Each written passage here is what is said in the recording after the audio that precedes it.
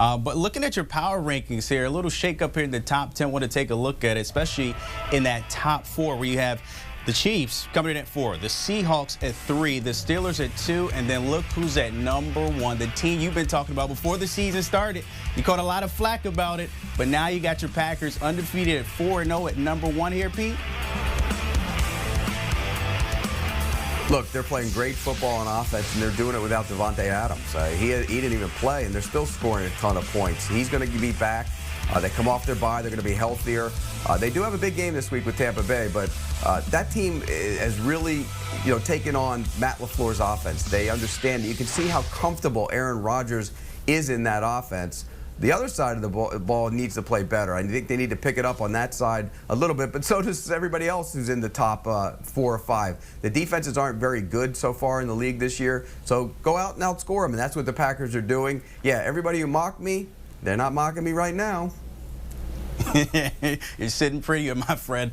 Speaking of Aaron Rodgers and what he's done so far with the Packers there, of course, facing Tom Brady and the Bucs in Week 6. What are your expectations of seeing this matchup when we talk about it, some of the GOATs, the game between A-Rod and TB12 here?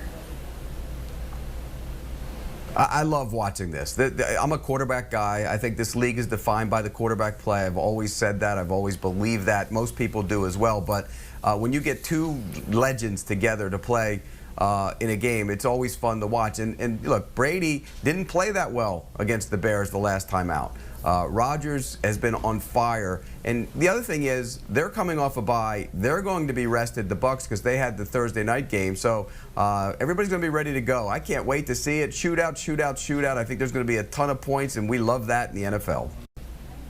All right, let's talk about another matchup. We call this the Pete Prisco Power Ranking Game of the Week. You got a 2 versus 6, the Steelers versus the Browns. And be honest, Pete, it's been a long time we considered when talking these two teams in this division of the AFC North. But now the Browns are relevant, have a winning record. You got Pittsburgh there, of course, Roethlisberger looking healthy. What's your expectations between these two in this matchup come Sunday?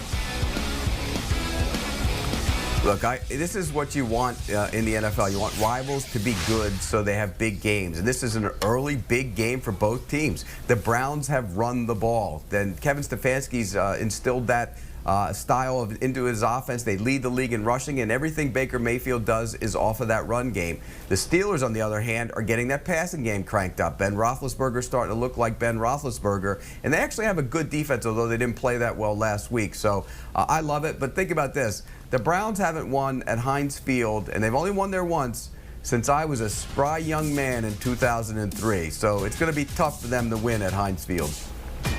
Ooh, that's a long time ago, Pete. Speaking of jumping up in these rankings, though, the Raiders, they went to Arrowhead.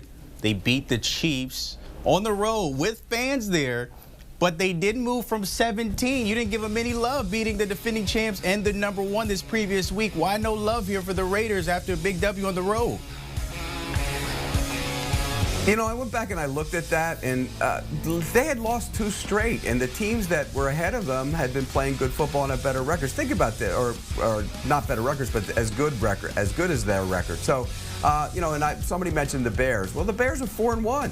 They got a better record, and that's why they're ahead of them.